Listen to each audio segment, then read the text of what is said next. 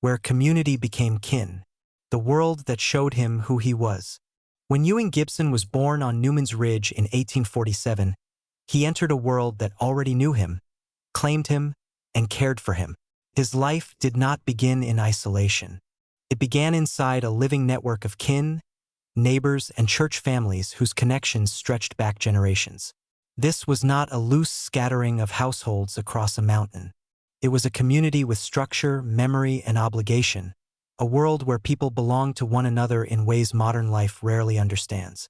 Family was the first world Ewing ever knew, and on the Ridge, family meant far more than the people who lived under one roof. It was a layered, elastic, deeply rooted network that stretched across cabins, hollows, and generations. A child born into this world was never raised by two parents alone. He was raised by a constellation of people who understood themselves as responsible for one another. Kinship was the organizing principle of life. Blood relatives lived close, often on adjoining land, forming clusters of cabins where grandparents, aunts, uncles, and cousins moved in and out of one another's daily routines. Marriage ties extended the network even further, binding families together through shared labor, shared hardship, and shared history. And then there were the people who had no formal tie at all but had lived alongside the family long enough to be woven into its fabric, the kin by presence. The ones who were simply there in every season of life. A child like Ewing grew up surrounded by this web of belonging. He would have been held by many arms, watched by many eyes, taught by many voices. His earliest memories would not have been limited to the rhythms of a single household but shaped by the movement of people in and out of the cabin, the laughter and arguments of cousins, the steady presence of elders who had known his parents since they were children themselves. In this world, identity was not something a child had to earn. It was something he inherited by being born into a network that already understood him as one of its own. This was not a sentimental arrangement. It was a practical one, a system built for survival, stability, and continuity. Work was shared. Food was shared. Responsibilities were shared. When a child fell ill, the family network responded. When a parent needed help in the fields, kin stepped in. When a crisis struck, the Ridge families closed ranks. And the echoes of this world survived long after the 1800s. In small Appalachian communities well into the 20th century, brothers, brothers-in-law, and uncles still moved from farm to farm during planting and harvest, working each other's tobacco fields in turn. Women, sisters, sisters-in-law, aunties, neighbors who had become kin, gathered to harvest gardens, can vegetables, and freeze food for winter. Children too young to work were watched collectively. Meals were shared. Labor was shared. Life was shared.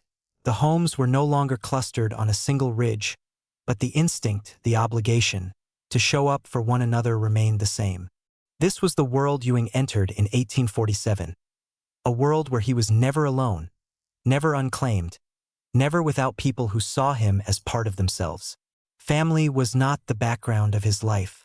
It was the foundation. Church formed the second great circle of belonging, and its role cannot be overstated. The primitive Baptist congregations on Newman's Ridge were not Melungeon-only spaces. They were community churches, open to anyone who sought worship, fellowship, or a place to anchor their life. These congregations reflected the Ridge itself. Families of different backgrounds, different histories, and different shades of skin gathering under the same roof, not because they were the same, but because they belonged to the same place. What made these churches so important for Melungeon families wasn't exclusivity. It was welcome. In a world where the state might question their identity, the church did not. Inside those walls, a Gibson or Collins or Goins was not a category. They were a person. They were a soul. They were part of the congregation. The church did not erase difference. It simply refused to make difference the price of admission. Because of that, the church became the place where the Ridge community knit itself together. It was where babies were blessed, marriages witnessed, disputes settled, and food shared. It was where kinship was recognized, reinforced, and extended, not just through blood or marriage, but through shared worship and shared life. A person didn't have to be born into the Ridge families to be considered kin.